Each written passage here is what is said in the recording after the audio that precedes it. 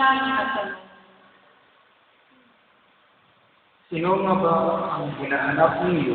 Si Jesus na taga Nazaret. Sinabi ko na sa iyo, ako si Jesus. Kung ako ang hinahanap ninyo, hayaan ninyong umalis ang mga tao.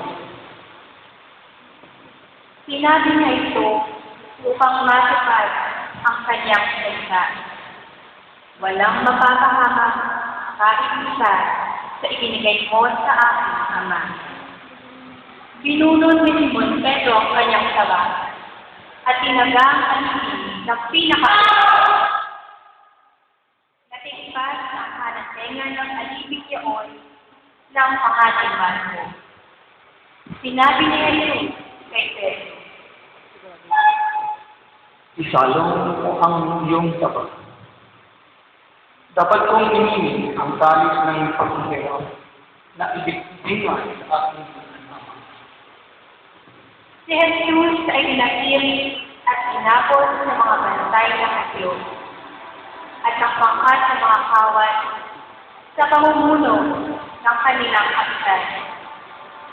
Siya ay pinanamuna kay Ana na pinanilihan na pinakapunong pari ng panahon ito. Si Caiphas ang nagpayo sa mga Hudyo na mas mabuti pa sa kanila na isang tao lamang ang mamatay alang-alang sa bayan. Si Simon Pedro at isa pang alagad ay sumunod kay Jesus. Ilan na ng pinakapunong pari ang alagad na ito. Kaya nakapapak siyang kasama ni Jesus sa pati ng bahay ng pinakapunong pari. Naiwan naman si Pedro sa labas ng pinungan. Lumabas ang alagad na kilala ng pinakapunong pari.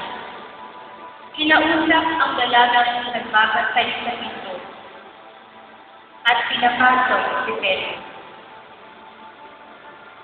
Si Pedro ay tinanong ng dalaga, "Hindi ba isa ka sa mga alagad ng taong iyan?" Hindi. Maginaw noon, kaya't nagpabago ng uling ang mga alipin at mga bantay at tumayo sa paligid ng siga upang magpainit. Nakihanin si Pedro at nagpainit-init. Si Jesus ay tinanong ng pinakapulong saserdote tungkol sa kanyang mga alagad at sa kanyang mga itinuturo. Sumagot si Jesus.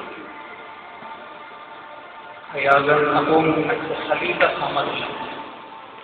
Lagi akong nakuturo sa mga sinagoga at sa templo ng mga Hudyo. Wala akong sinasabing paligid. Bakit ako ang tinatanong ninyo?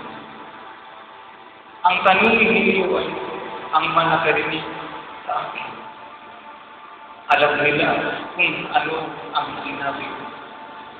Pagkatapos nito, siya'y pinampan ng isa sa mga bantay na naroon.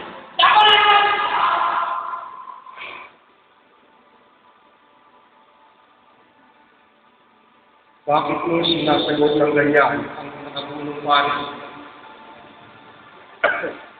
Kung nagsasalita ako ng masasama, patnuayan mo, ngunit kung mabuti ang sinasabi ko, bakit mo ako sinasabi?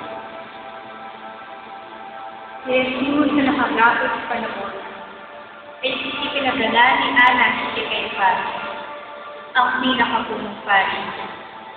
Samantala, naroon pa rin si Simon Pedro at nagpapainit. Siya'y tinanong nila,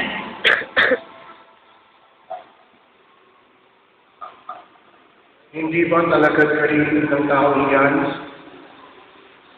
Hindi.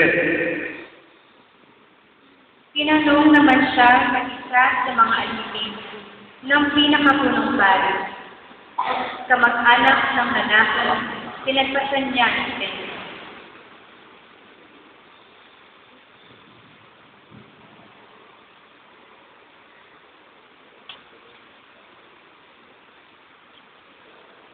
Hindi ba ikaw ang nakita ko kasama ni Jesus sa halamanan? Muling itinatuwa ito ni Pedro. Siya namang